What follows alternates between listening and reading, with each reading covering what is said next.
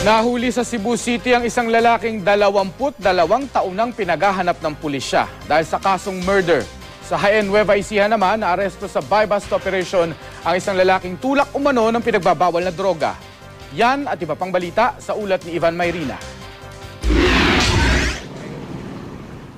Kalabosong bagsak na lalaking ito na umano'y tulak ng droga sa Jaén, Nueva Ecija.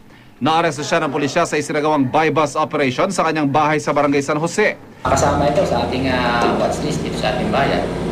Kaya siya ay ating mabuting pinantayan, sinabaybayan.